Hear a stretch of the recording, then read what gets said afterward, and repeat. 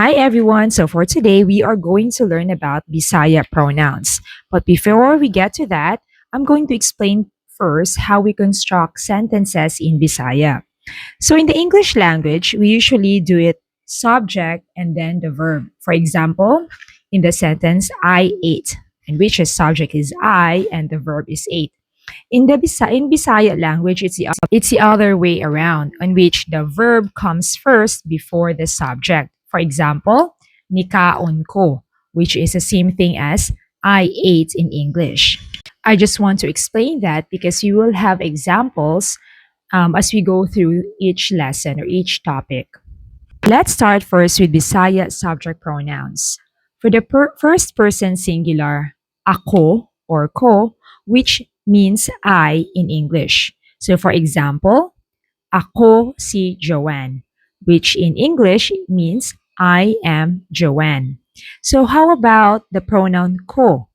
So we use ko at the end of the sentence after an action word.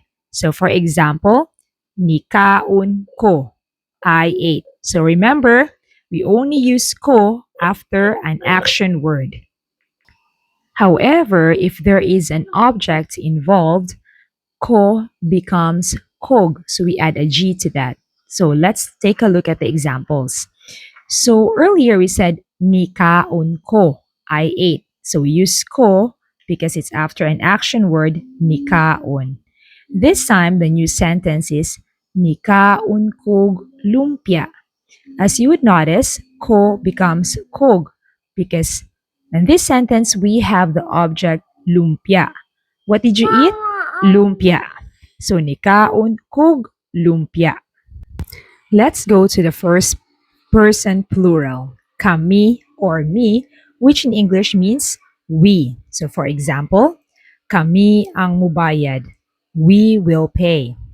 So just like with ako, we use me only at the end of the sentence after an action word. So for example, musayaw mi. We will dance.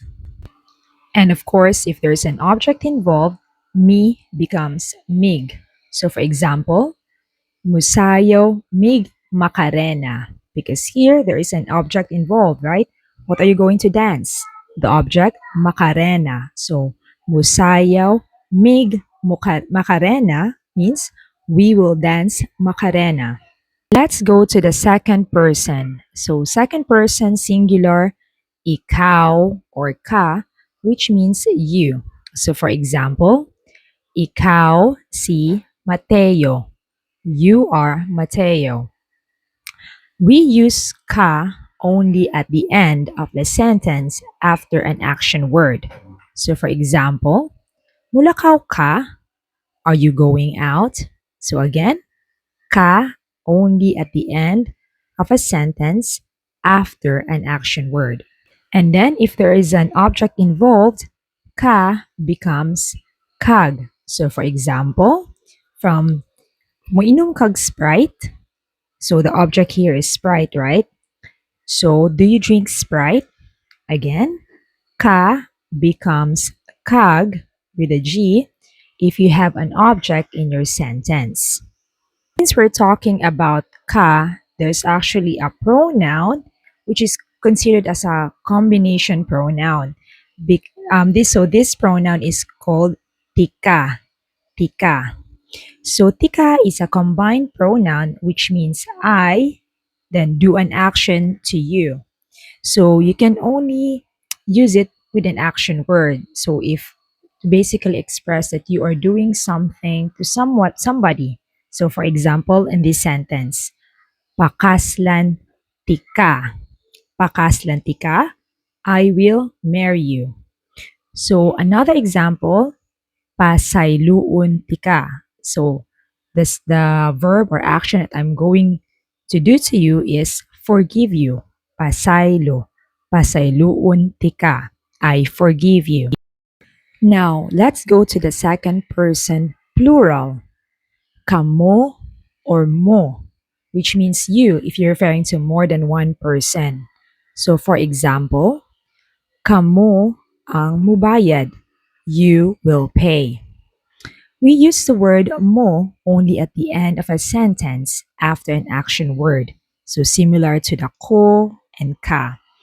So for example, nang laba mo, which in English means, did you do your laundry? Nang laba mo?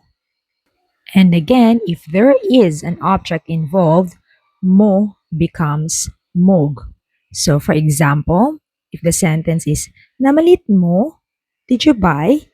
But then if you add an object to that, for example, namalit mog isda. So the object in this sentence is isda or fish. Namalit mog isda, which in English means, did you buy fish? So remember, mo becomes mog only if there is an object involved in a sentence. Okay, now we are going to the third person. Third person singular, we have siya. So siya refers to he or she depending on who are you referring to in a sentence. So we don't have he or she specifically in Bisaya language, so we just use siya or siya. So for example, siya si Neneng. She is Neneng. If I'm referring to a male, for example, siya si Pepe. So in English, in translation, we say he is Pepe. Then for plural, if I'm referring for more than one person, siya becomes sila. Sila, which means they. So for example, sila ang mubayad, which in English means they will pay. Siya for singular and sila for plural. So if you're confused with it, just think of it like for third person, it's both starts with letter S. Siya for singular and sila for plural. I know we have covered quite a bit, so let's have a review first. So for the Bisaya subject pronouns, first person singular is ako. Ako. For plural, we have kami. Kami. For second person, we have ikaw. Ikaw. And for plural, we say kamo. Kamo. And lastly, for third person, singular, we have siya or siya. And then, for if you're referring for more than one person, we say sila. Sila. Let's have a short quiz to see how well you understood the lesson. So in this sentence, which is the correct answer? Ako or kami ang nikaon sa lumpia? If you answered ako, you are correct. Ako ang nikaon sa lumpia. I am the one who ate the lumpia, or I ate the lumpia. Ako. I. How about this one? Siya o sila ang nakadaog sa loto. What is the correct answer? If you answered siya or siya, you are correct. Siya ang nakadaog sa loto. He is the lottery winner. Siya or siya, he. Let's try the last one. Ikaw o kamo ang iyang pamilya. What is the correct answer? The correct answer is kamo. Kamo ang iyang pamilya because we're referring to a group of people, more than one person.